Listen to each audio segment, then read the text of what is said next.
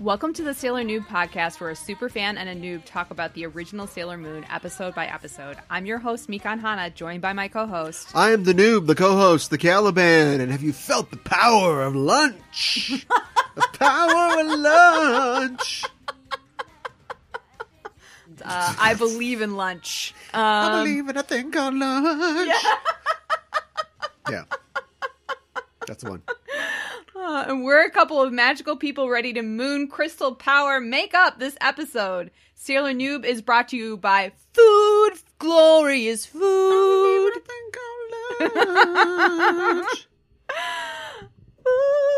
Wait, Food, Glorious Food? Yeah. From Oliver? Yes. I was just singing, you can get on top of me.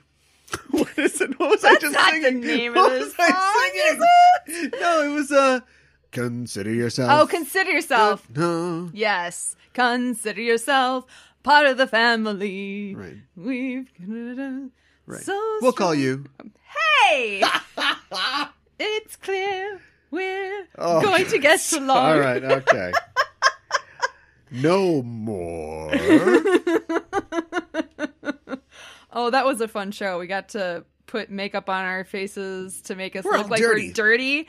And like I'm an urchin. Yeah, exactly. And they gave us I'm destitute. Yeah, they gave us our costumes that we got to dirty up and put holes in and stuff like that. Oh, that was fun. You got to put the holes in? Yes. Well, it was like they had it was like just like t-shirts from like Target and stuff like that, like, and like okay, so all right, I wasn't asking like what couture it was. I'm just saying that must have been fun for you. It was. When I was in high school, I turned down a role.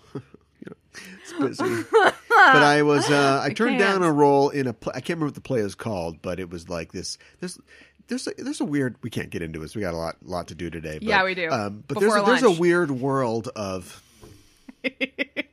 I had to do it. That was solid. I had to. There's a weird world of like kids plays, like a play that's like at the we can't afford Hamlet. It's free, and we can't afford The Life. Bad pick.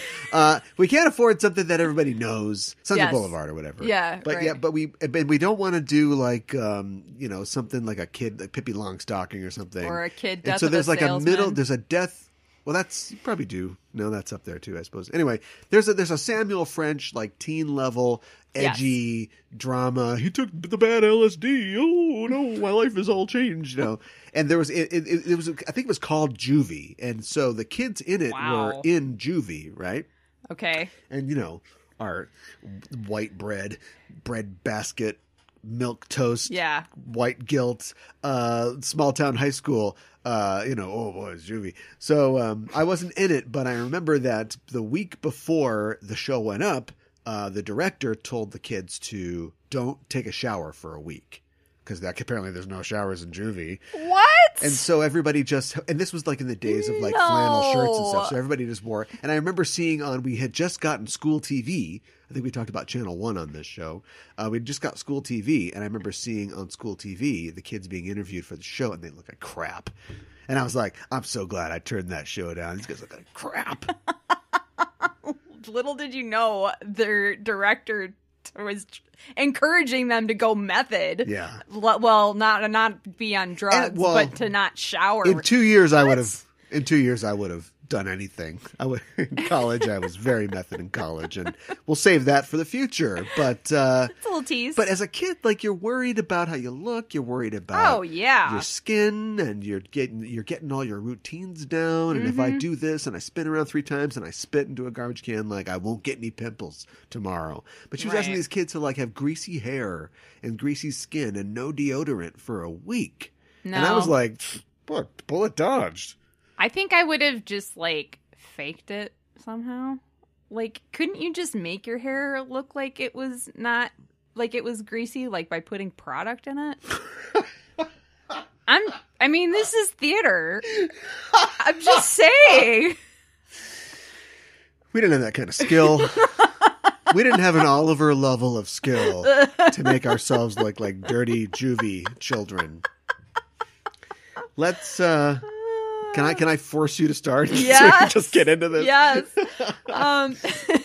Today we are talking about episode number 55. Tsukikage wa Seijuro, Moeru Mako-chan. In Japanese, is Seijuro the Moonlight Knight? Mako on Fire, the English translation, and the English title, Food Fetish. Mako on Fire! Mako on Fire! Okay, all right. Yeah. Food fetish. Yeah, I know. What? Yep. That's kind of my reaction to that. A couple things. Go for it. Now's the time, I suppose. Yes. What, first of all. Second of all, what? Kids, what? And third of all, that's not even food. That's not even a saying or a thing. What's a food fet? Well. Okay, all right. Okay. Well, so that goes back into number 2.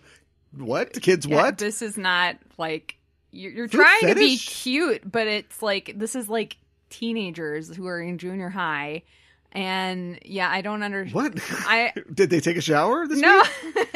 I just don't like. It doesn't mean anything other than, something that is definitely not part of anything. I know. I think they're trying lunch to... bunch. There, I just gave one away. Now That's I got to come better. up with another one later. Yeah, that's way better. Anything. But Lunch food bunch. fetish? Mommy, what do fetish mean? I know. That's what you're going to get right there. Or just some kid on his third, sleeve of Pringles, and he's like, I've got a real food fetish. It's like, well, somebody's losing the TV out of their room. I learned it from Sailor Moon. Somebody's getting the V-chip. I know, right? Oh, would you like to give a synopsis of this episode? V-chip. Yeah. We start with the Moonlight Knight. I know. We see the knight in a number of dashing poses, including seeing him atop a camel against a desert nightscape. I love it. We cut to a park bench in Tokyo the next day, and we see Ami and Mako discussing the Moonlight Knight. And it becomes clear that those flashes of the knight that we saw were in Makoto's dreams. Yes. So... Yep. It's very imaginative. Yes. About the moon. He just never brought a camel anywhere. Nope. Just the roses. Yep. So, we found somebody who reminds her of Senpai. I know. Guess those love amulets really do the trick. Naru walks by, and here comes Umino. Yeah. And he's made more fried shrimp. And green peppers and okra. Now, does that go with shrimp? Is that gross, or is that just goes with shrimp? Well, I mean, we'll get to it a little bit, okay. but all I'll say is part of making a bento is making sure that it's balanced. But not in the proportions that we'll talk about. We'll see later. Yeah. Okay. Well, anyway, they run off. Their scene just continues somewhere else. Yep. And Ami says, I guess making lunch for your boyfriend, it's pretty popular right now. When is now? 1953? Anyway, I think they're saying within the world of the show. Mako is looking at her lunch bag, and she says, I haven't made lunch for anyone in a while. Hey, kid, we all go through dry spells.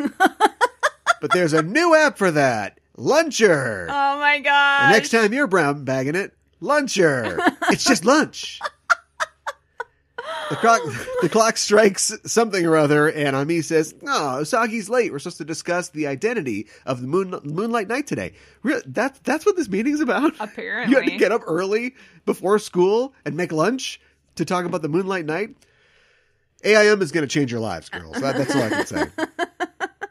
Speaking of Usagi, she is tearing ass out of the house because she is late for the Moonlight Knight ID meeting. Mm-hmm. Luna runs after her with her lunch, but she trips, and the lunch goes flying up and crushes Luna on the ground. Yep. So Luna is just going to be there for the rest of the episode. Yep. Flat cat. Yep. At school, Miss Haruna is yelling at Usagi for being late, forgetting her homework, and falling asleep in class. And she tells her to go eat lunch, but Usagi forgot her lunch. Everyone else has a lunch. They're eating. It's lunch wonderland. And Usagi's like, I'm so jealous. Then something weird happens. You have to explain this to me. Oh. A student couple walks by. Guy and girl. The girl says, I can't believe you, Kazu. And then Miss Haruna sees them, and she says, I'm so jealous. She's jealous because they're in a relationship, even though she's Okay. a full-grown Okay. woman who is a teacher. Okay. That's the joke. Yeah. Okay. Yep. But she looks at these children and she admires what they have. Okay. Okay. Yes. It's all right. Exactly. That's what I thought. Yep. Anyway. Yep. All right. At lunch, Yumino and Naru are together, and Yumino busts out the shrimp, and I'm starting to see the problem here. This is like an Outback Steakhouse portion of fried shrimp. Mm-hmm. You know? Like, the only thing that he's missing is serving it in a deep-fried pumpkin. You'll each get your own! Usagi sees this, and she's like, I gotta get those shrimp. But she's reluctant to interrupt their lunch. And from what I see, Umino's doing like this, I'll feed you the shrimp thing to Naru, and I guess she's into it, but it's kind of weird. It's like, a little weird. Usagi, get in there. Break up this weirdness. I know. Do it. But Usagi figures, I'll go get some of Makoto's delicious lunch. That's always good. Mm-hmm. In such large portions. And she heads off, but after she leaves, Makoto and Ami show up to have this meeting. They got another meeting about the Moonlight Knight. Yeah. They hear flute music, and they look, and they see all the girls swooning over Ale playing the flute. Yep. I'll tell ya, that didn't work at my junior high. Mako's like, such a sweet melody. And Ami watches this, and she says, well, let me guess, he's just like the senpai that broke your heart, right? And Mako says, no, but they do both like music. Apropos of nothing, did you know the walls around Quincy Jones's house are 12 feet high? Oh my gosh.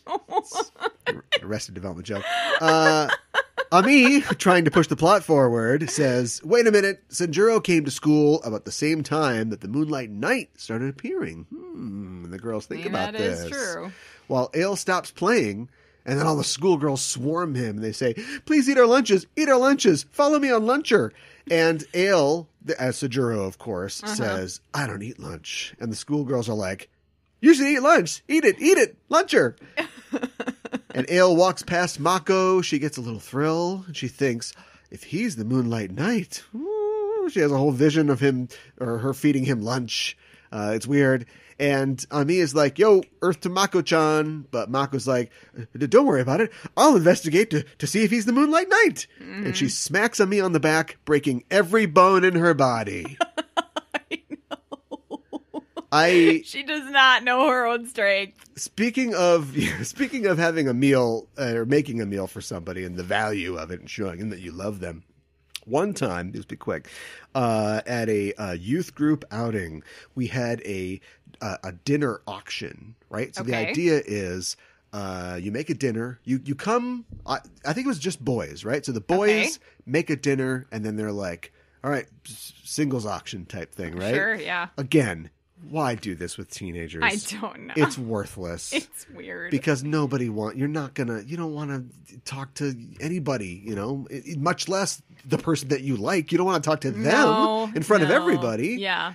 So anyway, actually, you know what? It was flipped around. The girls made the lunch because that's right, because I was paying out. So anyway, I was dating a girl and she had a lunch, right? And so we knew that I was just going to bid on hers, no problem. Right. But it was later in the auction, so we got to her, and at that point, most everybody else was gone. I think my friend and his girlfriend had made their connection, and so we were doing the auction part of it, and I was bidding, and my choir teacher, who was also one of the people that was not a counselor or whatever, but one of the leaders of the youth group or whatever. Yeah. He kept pumping the bid up, so I'd be like 5, and he's like 6. I'm like 7? What? What? We got it all the way to 20, which when you're 16, that's a lot of money. That is.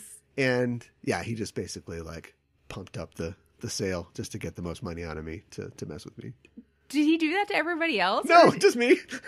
Oh my goodness. I would have been so ticked.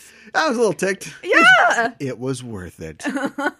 No idea where she is now. No idea. Was the food good? Actually, yeah, she was a good cook. It was really good. That's good. No idea where she is. Anyway, outside, the schoolgirls continue to follow Ale down the street. It's really weird, Pac-Man type way. But he loses them by leaping directly to the roof. And he's like, But Mako sees him leap to the roof, and she thinks, what is this? he really is the Moonlight Knight. Yes. And she runs to the roof to meet him. On the roof, he's playing the flute again, and he's like, lunch. I know. Downstairs, this guy does not like lunch. Downstairs, Ami is using the computer, not even her little computer, just like a school computer, to calculate the probability of Seijuro being the Moonlight Knight, using his student file or something, I guess. I don't know. And we see all this information. Like, we find out that he's good at science, not so strong in the liberal arts. He plays the flute. What do you want? That's true. Right. So musical. it's a 0.2% probability that he's the knight. Get on your little Avengers card and immediately tell everyone this, because no episode would happen after this. But we continue. Usagi staggers in like, oh, bento, so hungry. I know. But Ami's like, oh, sorry, ate all my lunch already. No lunch. We cut to a radish? Cut to look like an octopus? It's actually a Japanese sausage. A Japanese sausage. So it's literally like Rachel Ray, a hot dog octopus. Yes. It's not hot dogs. It's specifically a Japanese sausage, from what I've seen. Like a Red Hot or something? No, it's just a kind of sausage, and they're usually like about 3 inches long, and like this is a real thing that people make usually for kids' bento boxes. But I think Mako is just she likes being creative and fun, and she didn't know she was going to be sharing her lunch. You don't have to defend her. Anyway, but it's just like you slice, make slices for the legs, and you like just saute it, and Well, anyway, that's what that is. And then there's little black sesames for the eyes. Okay, all right. Here's a hot dog octopus. Yes. And Ale is like, what? It's Mako's cute lunch. Yes. While she's feeding him, Mako asks, do you like white roses? And this is verbatim. When you're in the mood, do you dress up in an Arabian costume and walk around wearing a cape? Whoa, Mako. In the mood for what, Too Mako? fast. It's just lunch. Luncher. Ale eats the octopus, and he's like, another. And Makoto is telling him the story of bringing lunch to her senpai, and it's going on for a while, and it's getting weird. And Ale's like, you bring somebody that you like lunch. Okay. He's thinking about that. Yeah. So he's eating her lunch. Yeah. And who should walk in but Anne? Mm-hmm. And she's like, stop putting those things in your body. And Mako stands up to her and says, hey, I'm a pretty good cook, and I only use natural, unprocessed ingredients. All organic, it's baby. Not fashionable, cruelty-free hot dog octopuses. It's not octopi. It's octopuses. It's Greek. It's not fashionable for a sister to be jealous. And Anne is like, your food isn't radish cruelty-free. This whole time, Ale is like being affected by the food, and he's like changing back and forth between human and alien, but nobody notices. I know. Nobody notices a lot of things in this episode. That's true. Which we'll talk to. Break! After break, we come back. We see, once again, Usagi in front of Miss Haruna. It's like a repeat of the earlier scene. This is the beginning of the day, end of the day, and Haruna says, you were late, you forgot your lunch, and you slept through your classes. And Usagi says, I'm sorry. And Miss Haruna says, you can go home now. And as Usagi turns to leave, slumped over, Haruna puts her hand on Usagi's head in this gesture of resignation, like, we are both of us trapped in this cycle from which there is no extrication. I feel you, kid. As Usagi slouches home, Ami sees her and says, are you okay? And Usagi says, I'm so hungry, I can't feel anything. And Luna appears at her feet carrying her lunch bag. Yes. And Usagi grabs it and tearfully nuzzles it. Across town, An is giving Ale the 3rd degree about eating human food. And she says, you defiled our world where our beautiful love is nurtured by the Doom Tree's energy. Mm-hmm. It's just a sausage. Looks like an octopus. I know. And he says, oh, no, you don't understand. They were just sausages cut to look like octopuses. Right at this moment, Makoto chooses to appear. Yep. And she asks if Ale wants to walk her home, which I choose to believe she's doing this on purpose. No one could drink that much dumb bunny juice. She is just stunting on Anne here. And Anne is like, all right, fine, have fun, walk into traffic, whatever, and walks off. Uh-huh. So Mako and Ale head off to a park, and Mako says, your sister probably hates me now. And Ale's like, No, she doesn't. Hey, I was going to ask you something about lunch and liking someone. Yeah, I didn't get any of that. Yeah. And Mako's like, oh, you silly. And Anne is literally burning as she watches them from the trees, because of course she is. Yeah. Back to Usagi and Ami. Usagi is freaking out that Mako and Seijuro are on a date. But like the whole time this is happening, she's shoveling rice into her mouth at like top speed, and it's flying everywhere. I love it. It's so awesome. Much. And she's like, "There's no way that's Seijuro. It is the Moonlight Knight." And she's like, "Thank you for the food." Away! And she runs off saying, "He said he likes me. I'm mad." Yeah. At the park, Ale says, "What? So you like someone? You're feeding them now? Love is something that you take." Wow. This is something we've heard from Anne previously. When they said they were aliens, I didn't know he was the predator. Yeah, I know, right? Mako's like, wow, that's really not cool and kind of sad. That's not what love should be like. And I think we may actually watch her fall out of love with someone for once. Yes. But forget that crap. Here's Anne. She's in full alien gear. She's like, I'm teaching you a lesson. And she eye-beams Mako to the ground.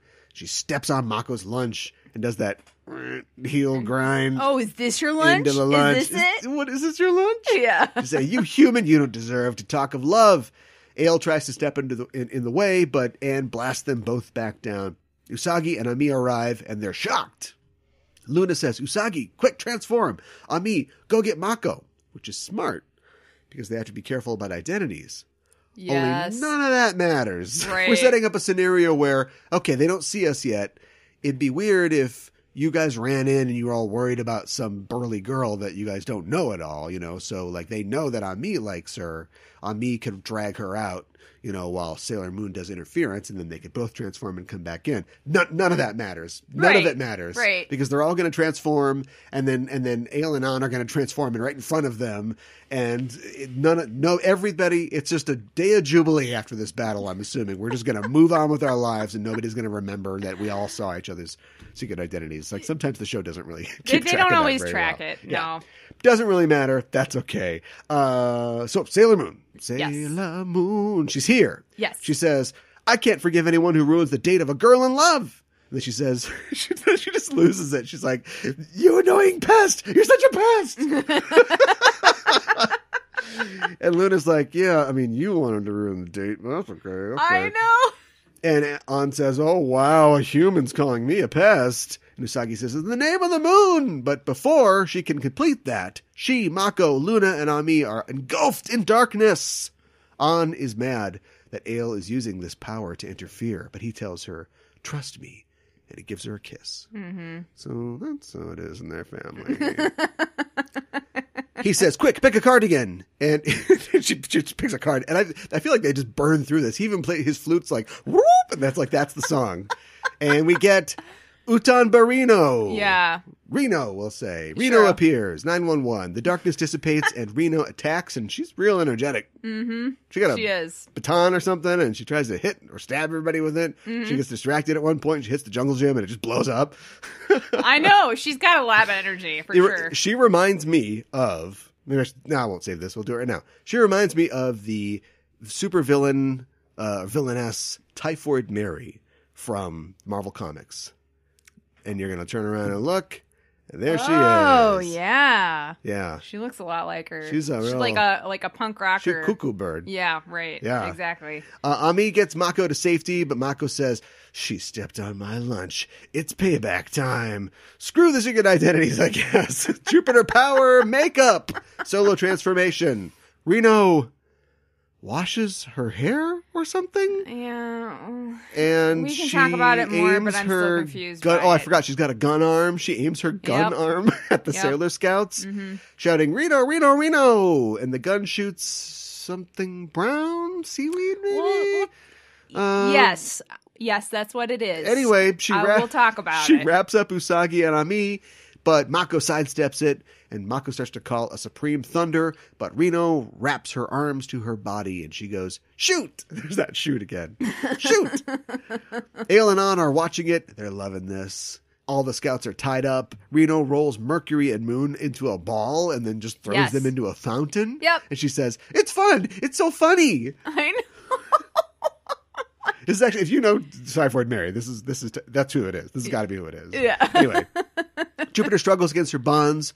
Come on, is she burly or not? Yeah. Well. It's tough, I guess, when you don't have any leverage. But a white rose severs her bonds. Yes. The Moonlight Knight appears atop a lamppost, which looks very precarious. And he says, "The moonlight still shines on those who have lost their love. Love that you give at the risk of your life is true love. It is something that is filled with courage and shines brilliantly. I remember my days as a youth when I would..." Jupiter says, "Yes, love and courage. I'll give my life for my friends. Supreme Thunder Dragon!" She creates a gigantic lightning bolt, which becomes a dragon. Yes. And envelops Reno, sending her falling to the ground. Mm-hmm. And Anne, seeing this, leaps into action to defend her cardigan, but bitch! Crescent beam shower! Ale teleports Anne to safety as Venus's attack blasts through the air they recently occupied. Mars gives us a fire soul and burns away the ball, trapping Mercury and Moon. And they're like, woo, hot, hot, hot, hot, hot, hot. They're on fire. They douse themselves in the fountain. Reno leaps out for one final lunched-based attack.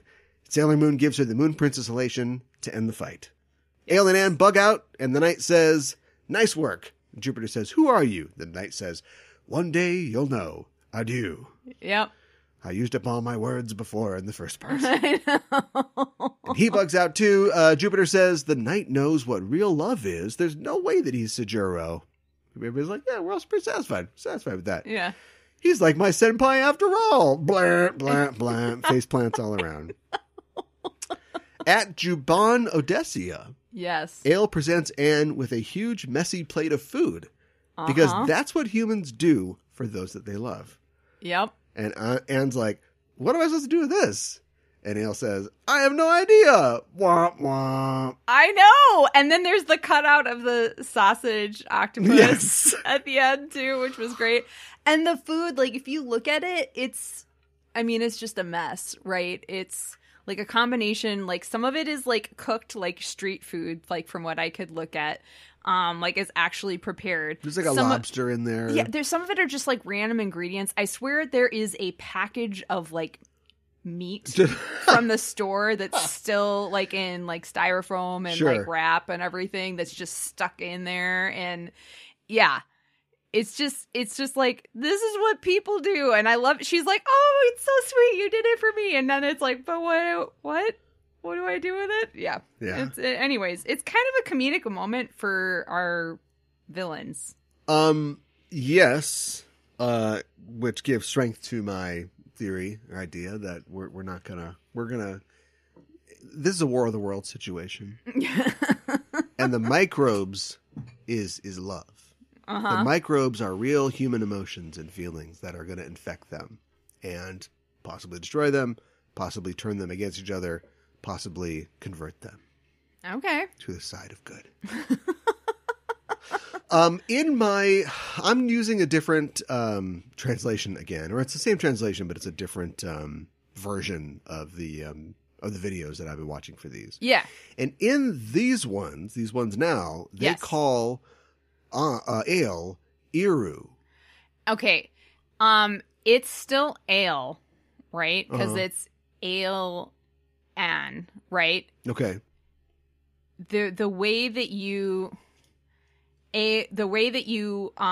write in Romanji, the sound elu is ARU. So that's what they're doing. Oh. Yeah. So it's still ale, but that's just they chose to write it out in the Romanji version for some reason. Okay. So, yeah.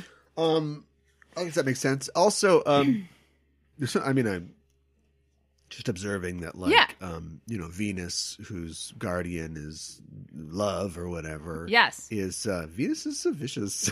Venus is a bitch. Like, when she gets into a fight, like, she's gonna end that fight. You know what I mean?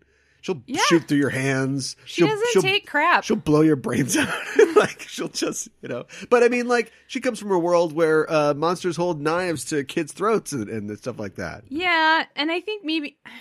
Yeah, she's not very loving, is what I'm saying. It's not like, come on, everybody, let's get together. We can all have lunch. She's like, oh, we should blow this guy's head off. Well, she's not like gonna like say, let's figure out a way to get around this. Like, how can you as a monster and us as superheroes, how can we work together and leave? You can have half of the girl, right?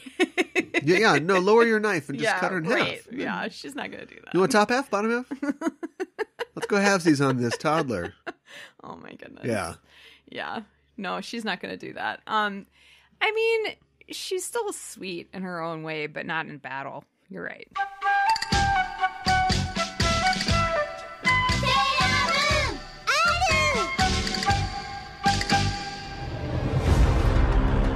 So Kyaraben, you finally show your face.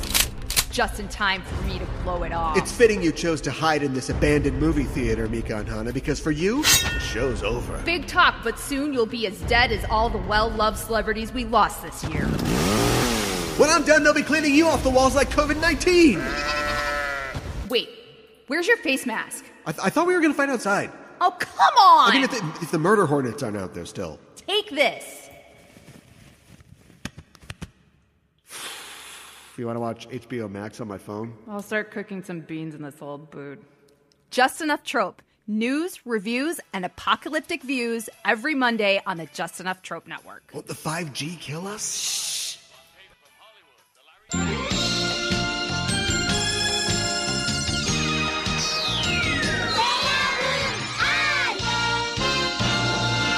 For Kyaro Miro, or Curiously Looking Around, where we talk about elements of Japanese culture within the episode, today I thought we'd talk about the history of bento boxes in Japan. So in this episode, we see Mako sharing her bento with Seijuro, and she tells him that when girls like someone, they try to, quote, express their feelings by doing something for them, like making a bento box. So today we are going to take a look at the history of bento boxes in Japan. Huh. A bento, of course, is a single portion home packed or takeout meal of Japanese origin. Outside Japan, it is common in Chinese, Korean, and Taiwanese cuisines, as well as other Southeast Asian cuisines. A traditional bento typically contains rice or noodles with fish or meat, cooked or perhaps even pickled vegetables in a box. Bento containers span from mass-produced disposable takeout versions to handcrafted lacquerware. Bento are readily obtainable in many places throughout Japan, including bento shops called bentoya. Basically, if you add ya to the end of something, that means shop. You know, so that's a yeah. So that's a common thing in Japanese. Convenience stores, department stores, and railway stations. However, Japanese wives typically spend a lot of energy and time on carefully crafting bento for their spouses, children, or themselves. Yeah. We'll get more into that in a little bit. The word originates from the Southern Sung Dynasty, which was from 960 to 1279. Slang term, and because it is a slang term from a long time ago, I couldn't find an exact pronunciation for it, but it is something like biandang, which meant convenient or convenience. Okay. As a side note, Benri is the name for convenient in Japanese. Benri? Yeah, so Benri. So why aren't they Benris instead of Covinis? I don't. Because checkmate. Because they like taking American words, yeah, and too. that's why. Though the word bento has been utilized since the 13th century, and the container itself, which is also called bento, has been known since the 16th century. Sometimes you'll also hear it referred to as obento, which is an honorific version. Why do you honor the lunch? It's just lunch. It's just lunch. That's a really good question that I don't have an answer to. Why do you honor? Because do you are you honoring inanimate objects often? Personally, I mean, in Japanese. I mean, there's sometimes. Look, it's complicated, yeah, right? I didn't write the language. There's a lot of there's a lot of attention in Japanese culture paid to aesthetics. Inanimate objects. Well, yes, but paid to aesthetics and how something looks, and how it's presented, and something is beautiful, and there's a part in the Japanese tea ceremony, for example, where you get your tea bowl, and this is before tea has, I think, even been served, and you pick up your bowl, and oftentimes your host has picked that, if they know their guests, has picked that out specifically for you.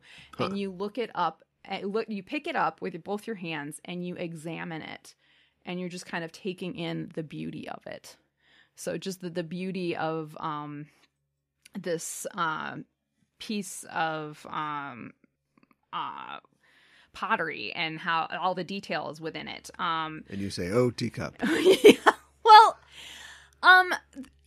I don't know specifically, but maybe, I don't know. I don't have an answer for you. But I saw a meme that was like, I don't know, it was a picture of, it's not a very common one. It was a picture of like a fight going on. There was like a bunch of people all fighting, and then in the foreground, a guy was just like calmly eating a hamburger or something like that. And they had like, on each of the guys, they had Italy, and it was their articles or whatever. And then they had like from France maybe, and it was like all their articles. And then they had Germany, and Germany has a different article for every tense that you're sort of in. And then the one in the foreground was just English, and it was like the.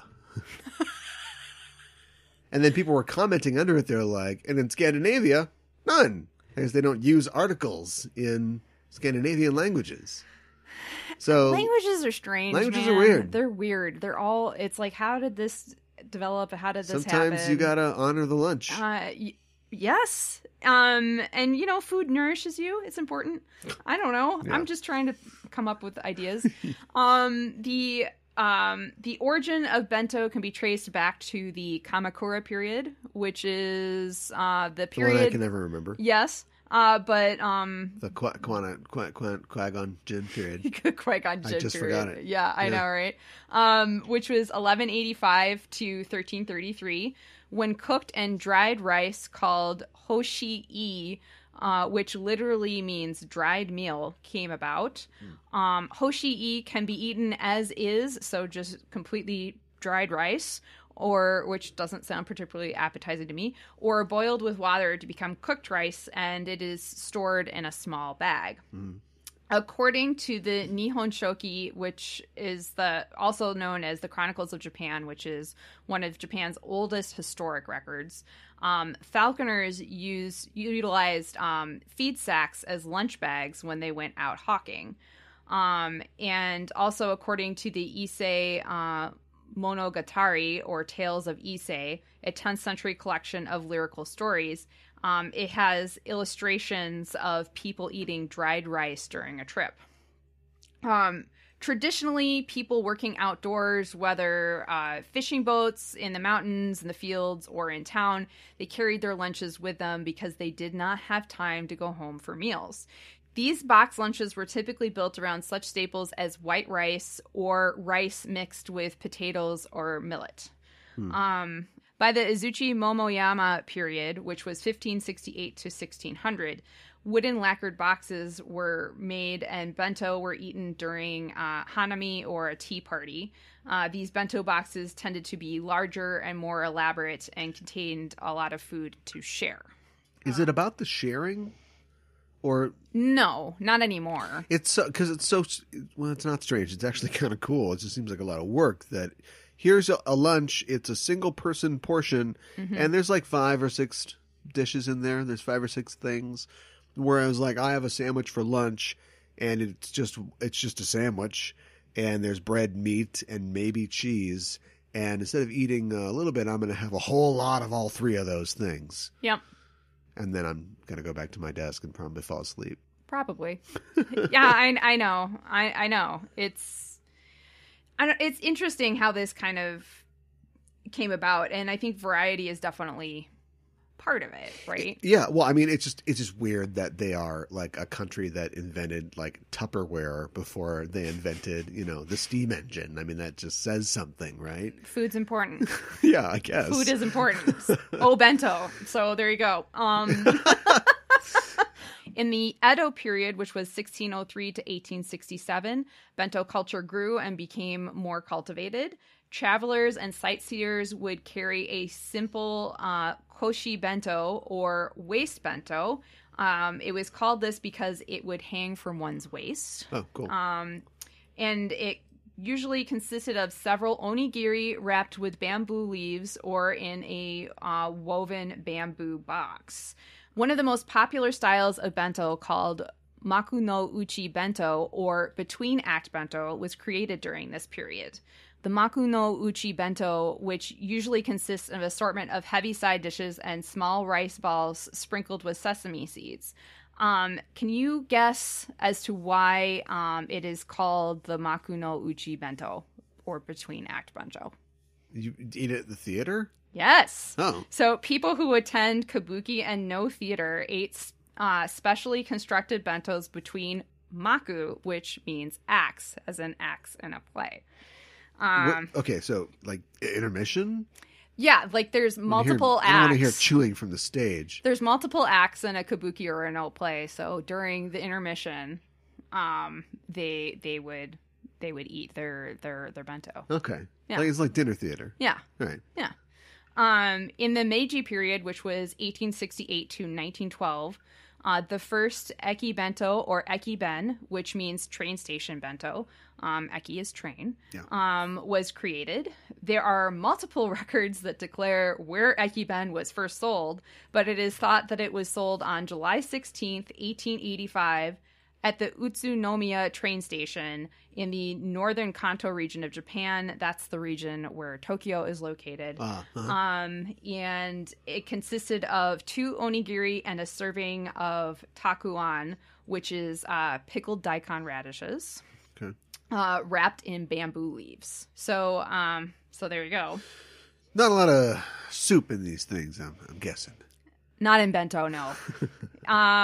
So there's a couple of key things to keep in mind with bento. First of all, these containers most of the time are not airtight, so you don't want to have anything that's like really sloshing around, like soup. Yeah, I was just, the waist bento kind of tipped me to that. Yeah, right. But another thing that you also want to keep in mind, these pants. I know. You wanna prepare things and foods that are gonna taste good cold. Right. Like the texture is still going to be good. And so you want to think about texture, but also like seasoning and that sort of thing as well. Something that will keep for at least a couple of hours, and because it's not going to be refrigerated. Right. So. Yeah. Pickle that stuff. Right. Exactly. There's a lot of pickles in bentos. In the Taisho period, which was 1912 to 1926, the aluminum bento box became a luxury item because of how easy it was to clean and its silver-like appearance. Ooh. Yeah, so plush. Bentos regained popularity in the 1980s, largely thanks to the microwave and the growth of the convenience store and bentos being readily available there. In addition, the expensive wood and metal containers have at that time been replaced by inexpensive disposable polystyrene containers. However, even homemade bentos have had a resurgence, and they are once again regular, although not universal, sight at Japanese schools. Bentos are still utilized by workers, families on day trips, as well as school picnics and sports days. In the 1990s, character bentos, or kyaraben, emerged and are still incredibly popular today, with fantastic and edible designs that are amusing. That are as amusing to Instagram as they are appetizing to eat. Pinterest, parenting magazines, back-to-school blogs, and YouTube channels have all featured bento recipes and ideas for creating kyaraben for kids to eat. There are even classes that parents can take in Japan on how to make kyaraben. For kyaraben, each bento is created with a set of key principles. At least 4 colors should be included, a good ratio of protein, starch, and vegetables, and a design produced that is visually captivating and tightly packed to prevent it from being damaged in transit. A lot of those principles, though, are good for all bento. Like, you want to have a variety of color, and you want it to be tightly packed because of what we said before. We don't want stuff spilling out, and we want it to travel well. Bento have become very competitive between some of the parents who spend hours putting them together and between children who are contesting for popularity. Preschool students often compare bento and compete for who has the best one. Students have even been known to be bullied if their bento looks like it was hastily put together or if they bring store-bought pre-made food. Or McDonald's, like Ray. Yes, that's accurate. So I read an article where the woman who wrote it was shamed for handing her child a store-bought onigiri, and her friend was like, do you know how many preservatives are in that? It's like, oh my goodness. It is a common belief for Japanese mothers that the beauty of the bento reflects the love that they have for their child. It is important for bringing happiness to his or her day and to encourage picky eaters to eat healthy. So this idea that this meal that I have prepared for you reflects my love for you, which was presented within this episode, there is some truth to that within Japanese culture. Well, I was planning to starve to death, but an octopus, you say? I know. It is overwhelmingly mothers who make bento for their kids to bring to school. Because making a bento can take a while, kyaraben typically take around 45 minutes to an hour to make.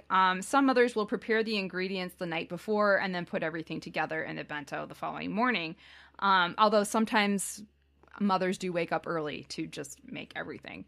Most women also make bento for their husbands.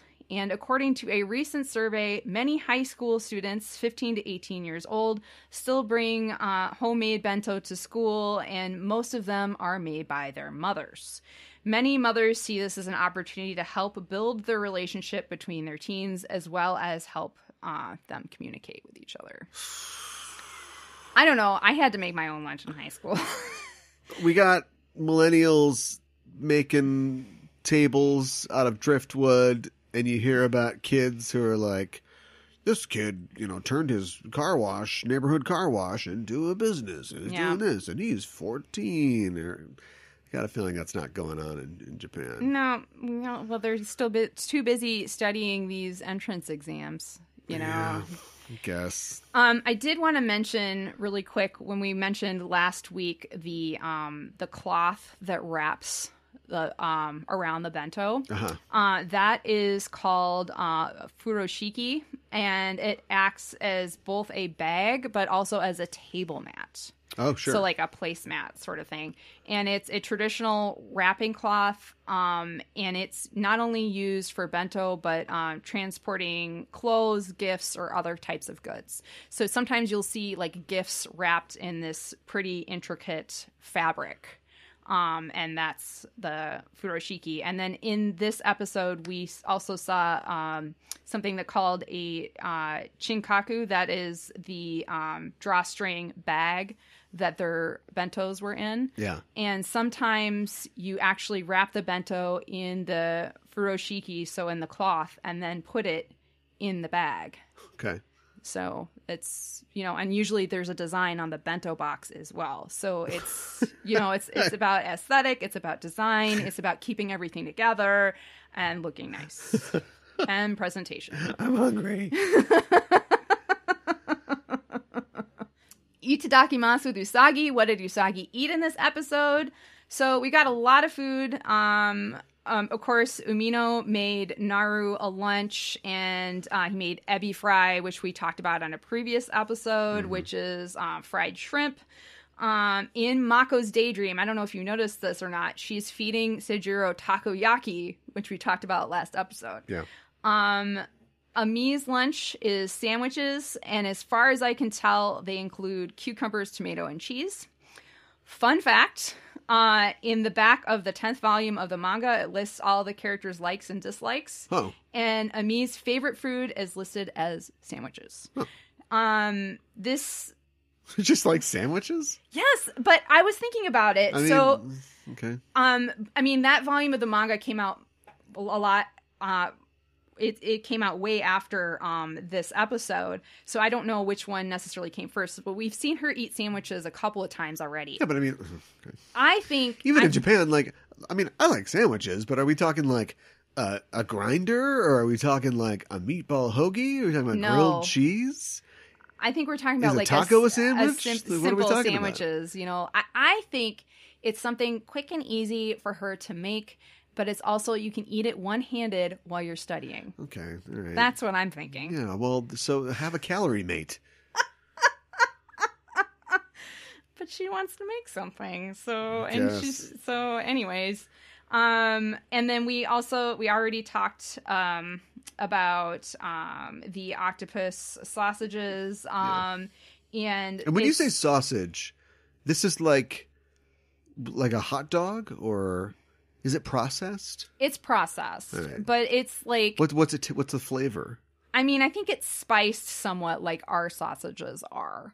You know, is it overly spiced? I don't know that it's overly spiced. But it's called a taco sausage because it's the octopus sausage. Because I was thinking of like those really red, like Hot Link. Kind of. Is it like that? Kind of. Okay. Yeah, that's what I was thinking of. Yeah. They have those, they're bigger out east, but yeah.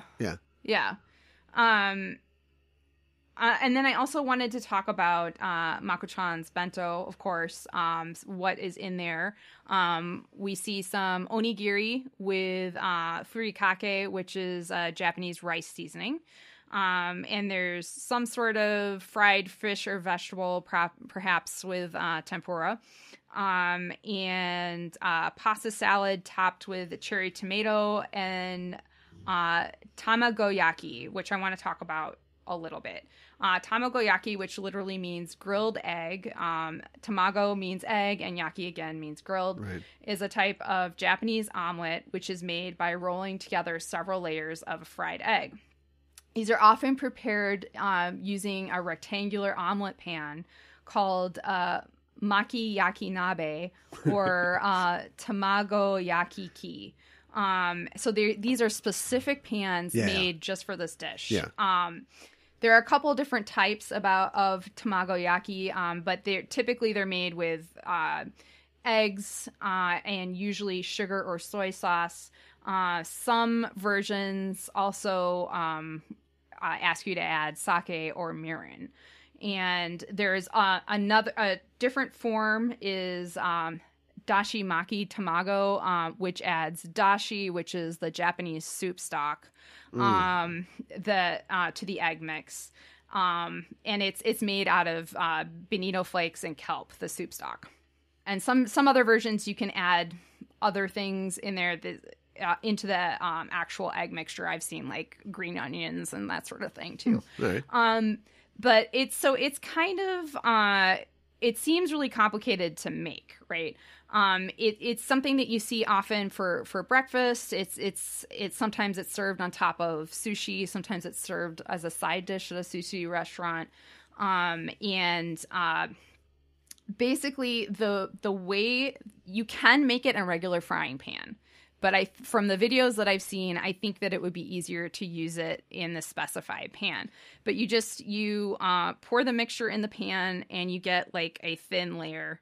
And then you have to make sure it's really well oiled or buttered or what have you. And then you roll it with your chopsticks to one side of the pan.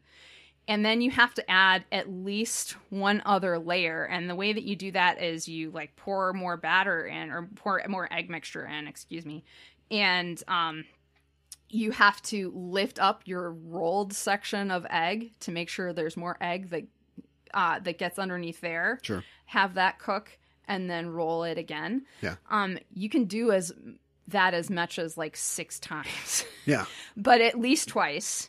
And then you not always depend. If you want to shape it more, you can use like a bamboo mat that you use for like rolling sushi. Yeah. And you can shape it a little bit more if it's kind of funky shaped. And then you cut it in like about 1/2 inch sections. And it is incredibly popular to include in bento boxes.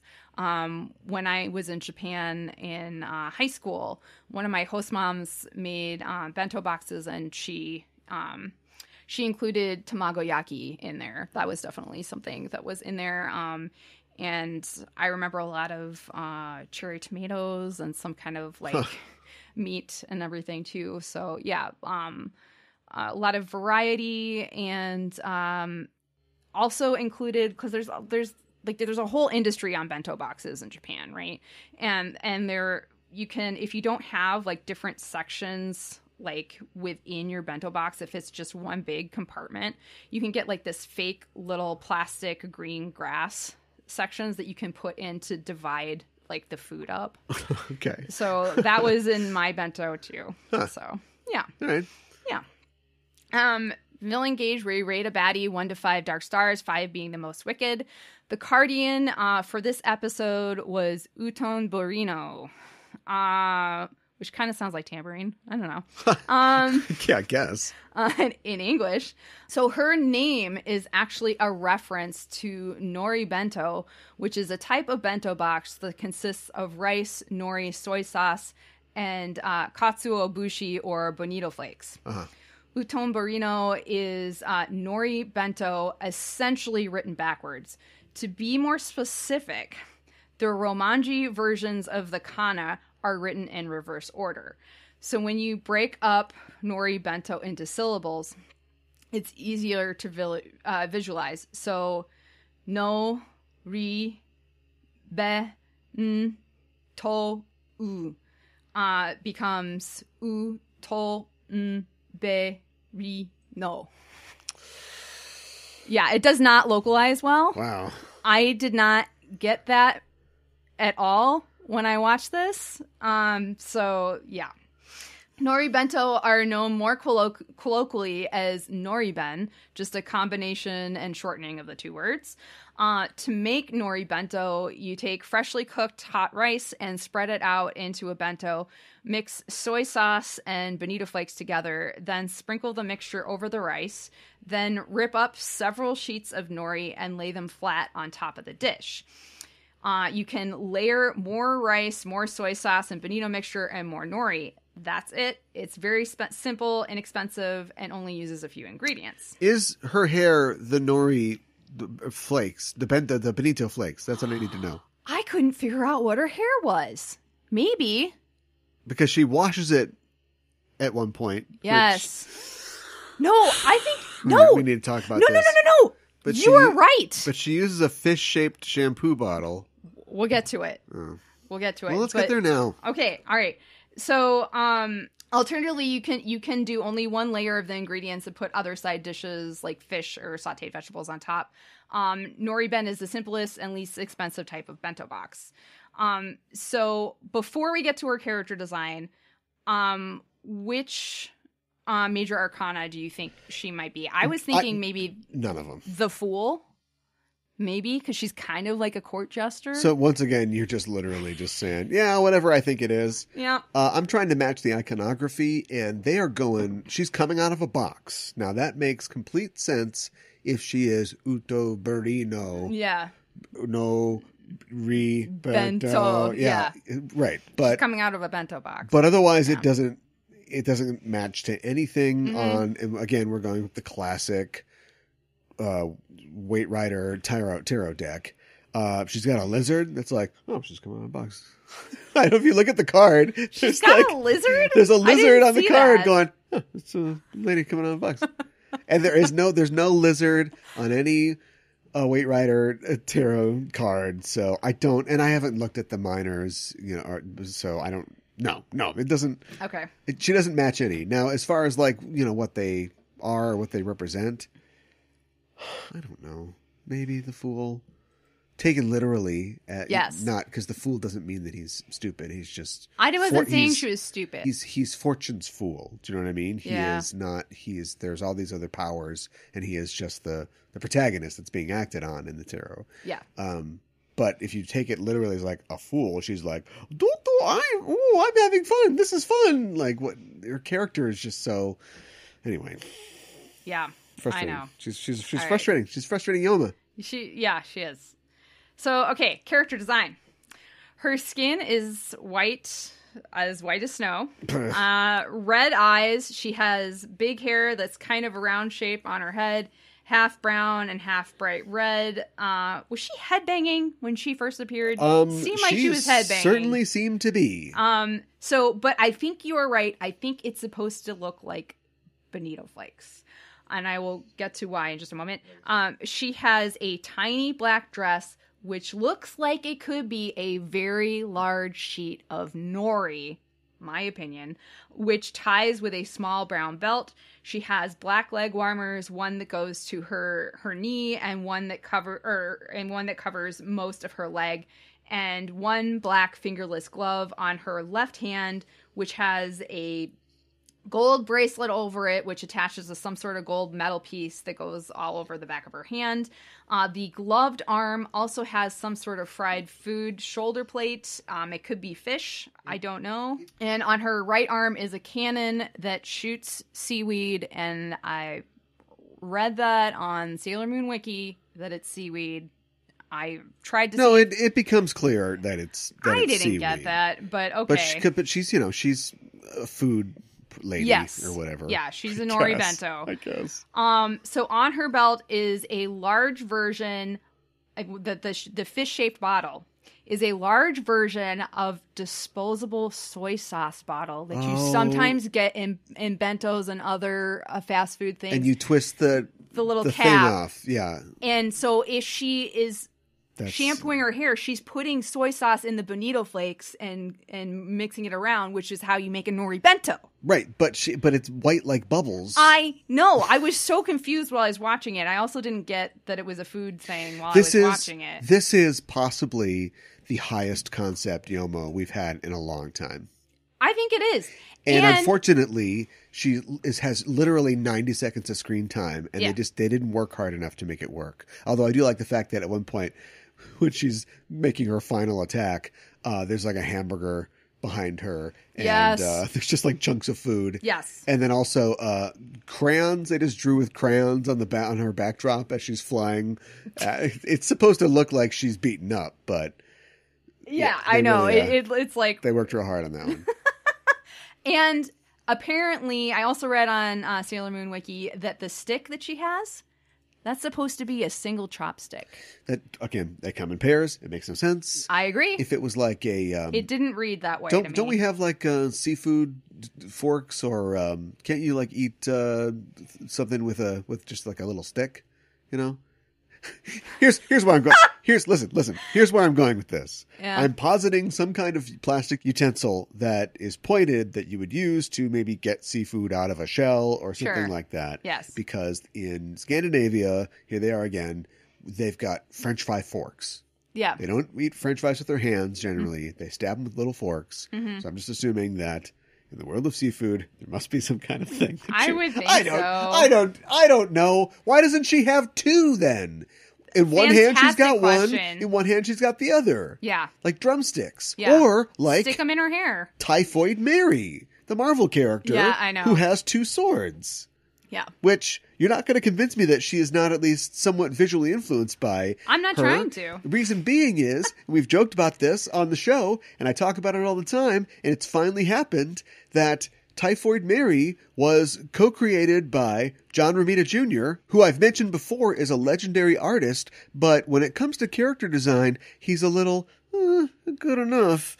And often when he just creates a new character and introduces them into a comic, they just have like black armor or like black jumpsuit, all black. Their powers are night-based, black. And in this cartoon, she literally has just all black clothes. I know. I make things happen with my mouth. We're looking at it right now. I know. When's Daredevil going to come in and haul this chick away? All right, so knowing everything that went into her design and all the little touches, I really like her overall look. I think maybe they wanted to try to be subtle, that at least slightly, like, how much of her design was food related. But I kind of wish There's it was a hamburger little, behind her when she's jumping. I kind of wish it was more obvious, but I also really like her attitude. That being said, she did not really blow me away a whole lot. So I'm going to give her 3 out of 5 dark stars. Well, I'm giving her 2. For all the same reasons. And, you know, we said everything that there is to say about this person.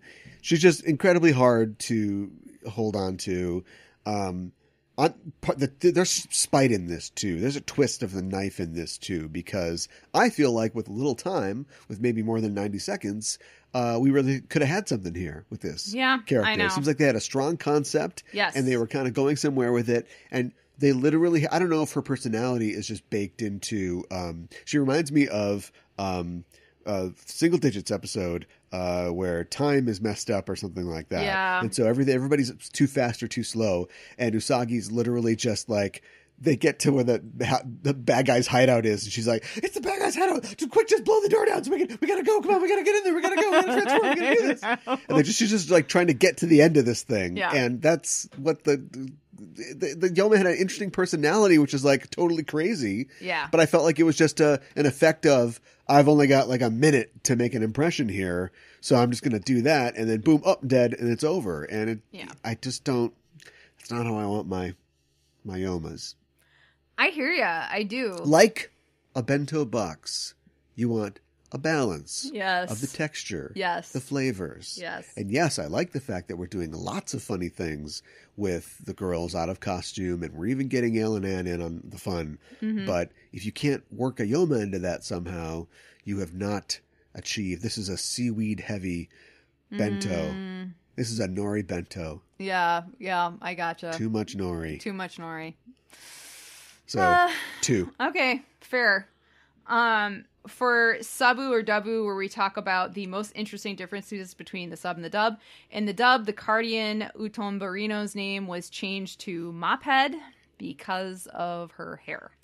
I mean, you lazy, but you can't blame them. I know. I mean, what do we do? Fine. What do we do? Great. Yeah. A cleaning based Youma. I know. Right? Okay. I mean, she does clean her hair. she puts what looks like stuff in her hair. So they're putting stuff on the mop to wash up more. Right. And yeah, I mean, I'm with Deke on this one. I'm on Deke's side. In the dub, the scene where Usagi is running late for school and Luna tries to get her attention about her lunch, as well as Usagi getting reprimanded by Miss Haruna and then walking around very hungry, was all cut. What? Yep. What? I don't know why they cut it. There's nothing in there that's They would want to insinuate that a kid would be like, well, I go to school and not have anything to eat? Yeah. Oh, man. I'm sure kids forget their lunch I know kids forget their lunch all the time. Anyways, the dub picks up back with Umino trying to feed Naru lunch. In the dub, although the motion of Lita slapping Amy across the back is still seen, where the slap connects and Ami falling and the red handprint are all cut. Mm-hmm. That makes sense. Yes. In the original, Jupiter's power-up attack was Supreme Thunder Dragon. In the dub, this was changed to Jupiter Thunder Dragon. Okay. Yeah. Anyways, have to put their own little spin on it. So now we're up to where we're rating the episode. I love that there was a correlation between food and love and going out of your way to make something for someone that you care about. I love that a big part of the story of this episode is that Usagi forgot her lunch in her epic search for food from her friends. I like that we get to hear more about Senpai and how excited Mako gets when she has a crush on someone. And I really feel like the humor was more on point in this episode. So I really enjoyed it, even though the Guardian was maybe not super strong. I'm going to give it 4 out of 5 roses. I'd have to agree. Okay. After savaging the Youma, I still think that it still works. The old voodoo still works. Last episode, I complained that Things needed to change. Yep. They needed to turn around and move forward. We had another Guardian to give another power to, and it could have been just another, all right, fine. And then the next one is like, oh, we're going to take off. But I feel like the stakes have already been raised. There's already more in the balance, more going on. We're learning more about the bad guys, which is interesting. One of the reasons that like Kunzite was such a zero is that there's nothing to him. He's just the last guy. Yeah. And here already we've got villains where it's like, oh, okay, I can see something's going on behind the eyes here. So yeah, I mean, I'd have to agree for what I saw of the youma. I guess I liked. I just feel like it's just so weird. She's just so youma. Like it's just there's just like it's off-putting and strange, and maybe if I had some more time I could warm up to it. But what was that all about? But 4 stars. Yeah. My English title is Mako's Heart, Nurturing Soul. My Deke title is Food for Naught. I like it. NAUGHT. Very nice. Next episode, we are talking about episode number 56. Mamoru no kisu ubae, an no shirayuki hime sakusen in Japanese. Still a Kiss from Mamoru, Anne's Project Snow White, the English translation, and the English title, Mirror, Mirror on the Wall. Okay, fine. I mean, we know it's Snow White related, so I guess that's fine, but wow, way to not work hard. Why not call it Fairest of Them All? Oh! Or something like that. Better. Or The Fairest, or something like that. Something. Yeah, you could be way more clever with Snow White. Whew. Many have. Anyways, they... A kissu. A yeah. kissu. Still kissu. Yeah. Kissu. Kissu. Still a kissu. Yeah. All right. We got a thing. That thing is called a Patreon, and it's at patreon.com/Sailor Noob. Landed on that one first. Yes. You can get there and become a patron for the show to get access to extra materials, outtakes from the show, and an entirely new podcast called Animedification, where we watch other anime shows and tell you what we think about them. And somebody who's enjoying those right now is our new patron, Sharon Fox, who joined at the Inner Senshi level. Thanks for being a patron, Sharon. Thanks, if that Sharon really is Fox. your name, you never really know. On the internet. You never know, but thank you. We really appreciate it. Yeah, and we've got more of that content coming up. We're going to be going on a break here over the holidays, but in that time, we're going to be sort of rejiggering and reorganizing things and coming out with more, even more content for the Patreon and for the main show as well. So look forward to all that stuff. But yeah, thanks for joining up. Thanks for being a part of the crew. Moonies? That's taken. Newbies? Yeah, right. Newbies? Well, we're all Moonies, essentially. I was like new Noobies. I know, newbies? Maybe not that. Yeah, I know. Anyway, we'll work on it. Yeah. We'll take suggestions. We will take suggestions. We need suggestions. So we're going to take a break for the holidays, but we will be back the first week of January. That's January 8th with a brand new show. And we hope that you all have a safe and happy holidays and have KFC. Yeah, KFC. Christmas cake. All the good Japanese Christmas traditions. Stockings with just like the one toe and then the rest of the toes, The tabby were hung by the fireplace with care. Right. No fires, though. Yeah, careful. Well, everything's made of paper. Well, for New Year's Day in Japan, kids instead of they get money from their relatives. So, just saying. This Christmas, do it the Japanese way. Money. Screw it. It's in a nice little decorated envelope, though. Very discreet. Oh, yeah, I'm sure it is. Go. Yeah. Well, that's our show for this week, and the Name of the Moon will be punishing you in a couple of weeks with another episode of Sailor Noob. Merry Christmas. Very nice. Yeah.